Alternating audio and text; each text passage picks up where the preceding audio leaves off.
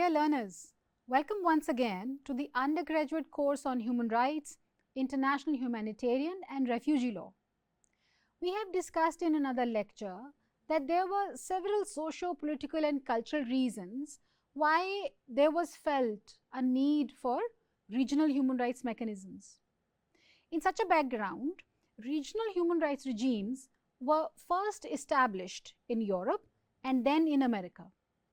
In this lecture, we are going to have an overview of one of the first treaty-based regional human rights system, that is the European Human Rights Mechanism. So, let us begin. The European Human Rights Mechanism is the first treaty-based human rights mechanism. Generally, this system is considered to be run under the auspices of Council of Europe. However, the Council of Europe is only the first of the other European organizations to launch human rights monitoring system. As a matter of fact, the European Mechanism for Human Rights consists of 3 different organizations with different nature and scope. These 3 organizations are: number 1, the Council of Europe, COE, the Organization of Security and Cooperation in Europe, OSCE, and the European Union or EU. This lecture, however, will focus on the Council of Europe. We will be dealing with sub-regional aspect in another lecture, and in this lecture, we will be discussing human rights regime for Europe by the Council of Europe. Europe saw an early development of the consciousness towards human rights protection at regional level. First reason for this probably was that the Europe was most affected by the aftermath of the 2 world wars, being the battlefield for both the world wars. After the World War was over, the defeated countries of Germany and Italy became a concern for fear that they might adopt a reactionary approach yet again. There was an urgent need to see to it that Europe does not fall prey to another world war. Secondly, the divide between the Western Bloc and the Soviet Bloc was felt right after the Second World War. The European states wanted to protect themselves from the impact of communism, and to deal with that, they wanted to give a more democratic slogan which they found in human rights. In addition to this, the religious Judeo-Christian homogeneity of the European countries, there were other factors also which facilitated the idea of European regionalism, and those were common cultural and legal features, mixed market economies, and democratic regimes in the majority of the states. The European human rights monitoring under the Council of Europe, it traces the European regionalism which can be found in the Briand Plan of 1930, forwarded by a French foreign minister, Mr. Aristide Briand. The idea behind this plan was to unify Europe by converting Europe in a federation and at the same time retaining the sovereign status of the member states. In 1946, the British Prime Minister, in his speech at the University of Zurich, mooted the idea of United States of Europe. At that time, the present regionalism of Europe was nowhere in sight. However, in 3 years' time, in 1949, as a consequence of Treaty of London, the Statute of the Council of Europe was adopted by 10 West European states. These states were thought to be more suited for such an initiative, since there was great deal of political, socio-cultural and economic similarities amongst them. The Statute of the Council of Europe was adopted in this Congress. The statute came into force in 1949. The Congress gave a great deal of attention to human rights as well. The hidden agenda behind this focus on human rights was to democratize all the European countries and keep communism at bay and to unify the region. The composition of the Council of Europe and drafting of the European Convention of Human Rights was the next stage. After the Council of Europe was established, its consultative assembly, now known as Parliamentary Assembly, in August 1949, the Assembly assigned the Committee on Legal and Administrative Questions with the duty to prepare the first draft on Human Rights Convention. In this preliminary discussion on the comprehensive system of guarantee of human rights, there was a debate on the issue of civil and political rights and the economic, social and cultural rights. The Committee of Ministers and the Assembly finally agreed that only civil and political rights should be included in the convention. Secondly, it was decided that the English definition of human rights would be accepted for the European Convention, and third decision was that a court would be established and states would have to give separate acceptance to it by making declarations. The committee also restricted the convention to individual rights. By September 1949, the draft on European human rights guarantees was prepared and the Consultative Assembly adopted a report on it. In this report, the European Commission on Human Rights and a European Court of Human Rights were also proposed as the organs to run the mechanism. On 4th November 1950, the European Convention on Human Rights, EC-HR, was signed in Rome. The EC-HR came into force on 3rd September 1953 after 39 ratifications. The EC-HR refers to the Universal Declaration of Human Rights, UDHR, and it says, considering that the Universal Declaration aims at securing the universal and effective recognition and observance of the rights therein declared. The European Convention of Human Rights 1950 was divided in 5 parts of 66 articles with an additional protocol. The Article 2 to 12 and the Article 14 provided for different human rights guarantees by the Convention. The original Convention included 12 rights in its Part 1 and more were added by way of protocols. Article 15 of the Convention provides for the derogation clauses, wherein the states parties may derogate from the guarantees mentioned in the Convention in times of war or other public emergency. Section 2 of the Convention provided for the nomenclature of the European Commission of Human Rights and the European Court of Human Rights in Article 19. Section 3 provides for the functions and procedures of the Commission from Article 20 to 37. It is important to mention here that Article 25 of the Section 3 introduced individual complaint mechanism in the European human rights system. This was a unique feature introduced by the European Convention, especially keeping in mind that till 1966, the ICCPR or the International Covenant on Civil and Political Rights was not drafted, and neither was there any such other individual communication provision actively in use at that time.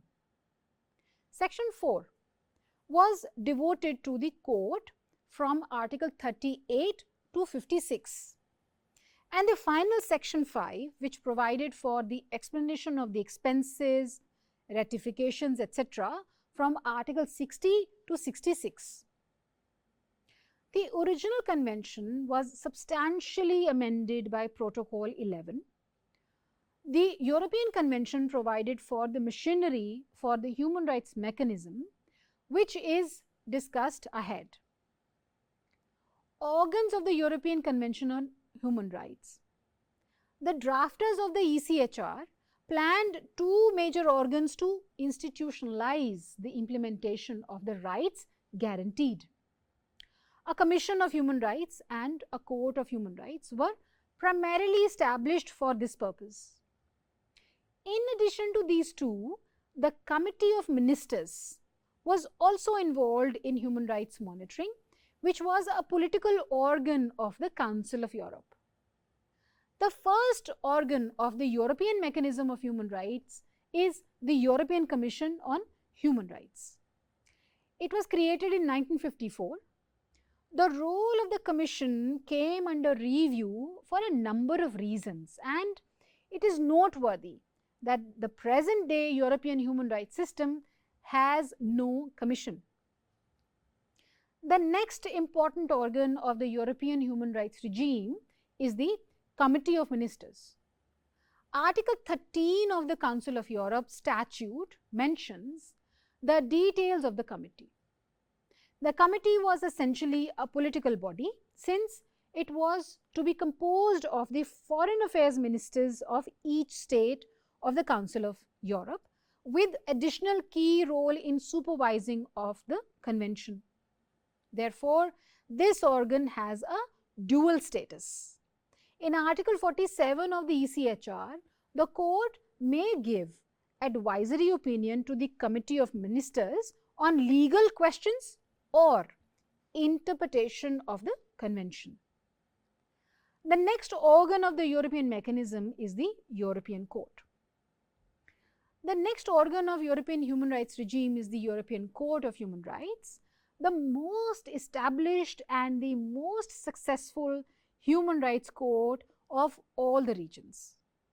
The section 2 of the original ECHR of 1950 under Article 19 provided for the establishment of the European Court of Human Rights. Section 3 dealt with the number of judges, which was equal to the number of state party to the convention according to Article 20 of the convention. In order to resolve many cases simultaneously, the European Court of Human Rights is organized into 5 sections or administrative entities, which each have a judicial chamber. Each section has a president, vice president, and a number of judges. The court's 47 judges are selected by the Parliamentary Assembly of the Council of Europe from a list of applicants proposed by the member states. Within the court, the judges work in 4 different kinds of groups or judicial formations, as shown in the PPT on your screen.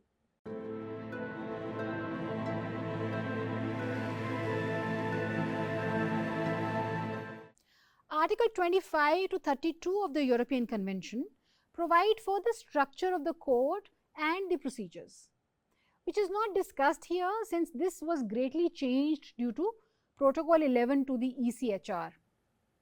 The permanent seat of the European Court of Human Rights is at Strasbourg, France.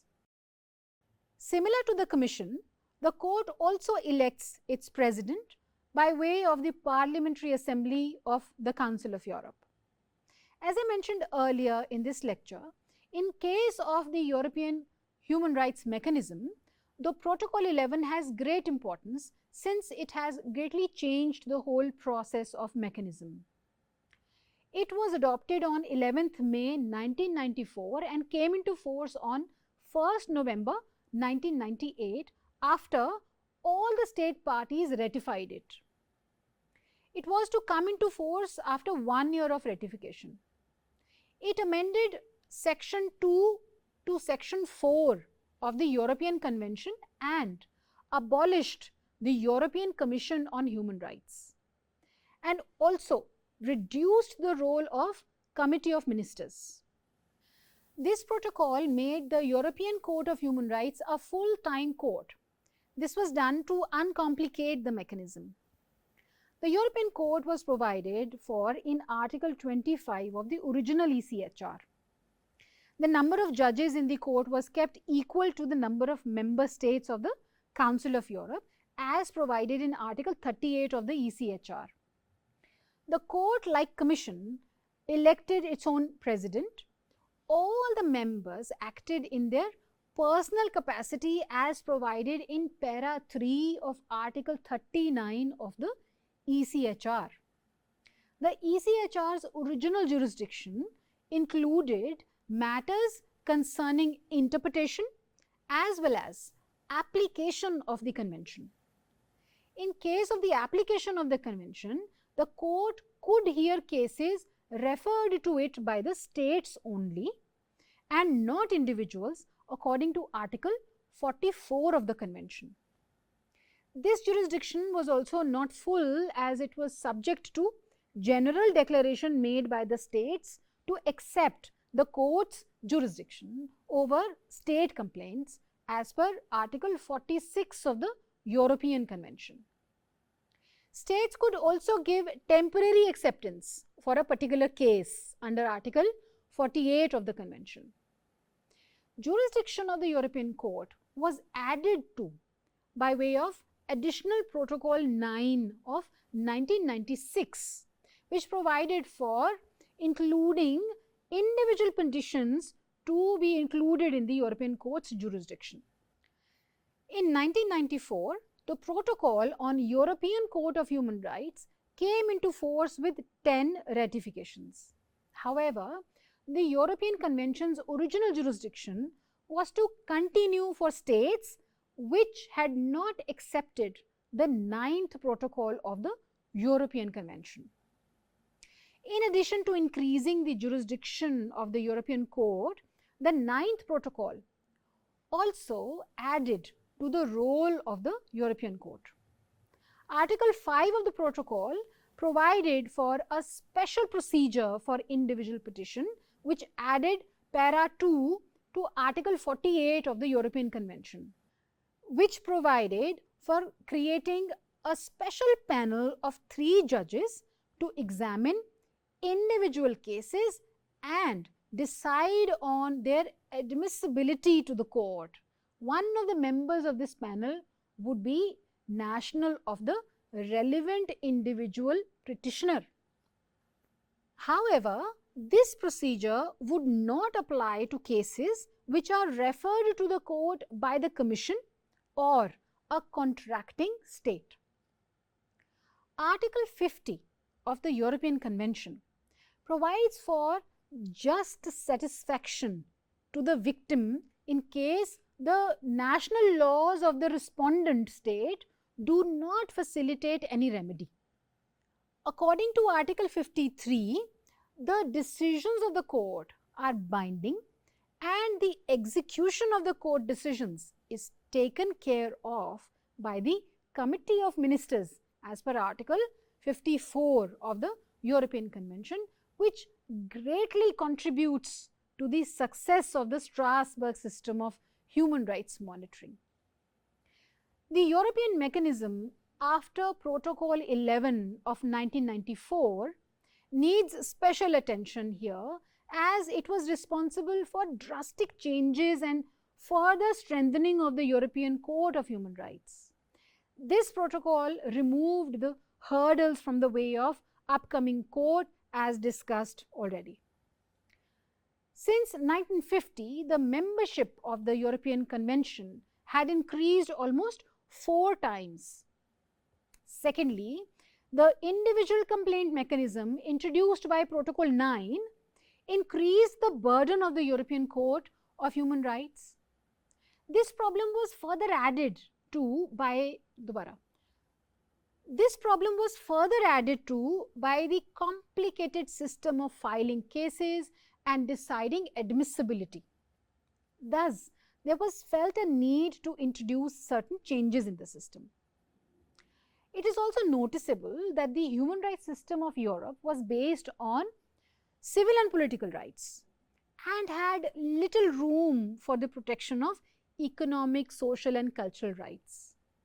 After 11 years of smooth functioning of the system, there was felt a need of having a mechanism for economic, social and cultural rights as well.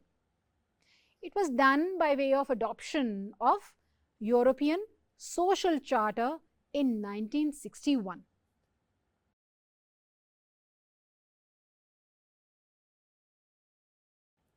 The mandate for human rights monitoring under the Council of Europe is drawn from two treaties. First, the European Convention on Human Rights 1950, and the second is the European Social Charter 1961. The Social Charter is discussed in detail in the next part of the lecture. The European Social Charter is the third of a series of European treaties aiming to protect human rights after the Statute of Council of Europe signed in London on 5th May 1949 and the Convention for the Protection of Human Rights and Fundamental Freedoms, that is the European Convention on Human Rights, signed in Rome on 4th November 1950. The Council of Europe signed a treaty on social rights in 1961 in order to enlarge the scope of human rights mechanism of Europe by including economic, social, cultural rights as well. This European mechanism for human rights was functional since 1950 when the European Convention on Human Rights was signed by the Council of Europe. In consequence of this treaty on social rights, the Council of Europe guaranteed some social and economic human rights to its people. These rights were not included in the European Convention of 1950 as the nature of rights in this convention was civil and political.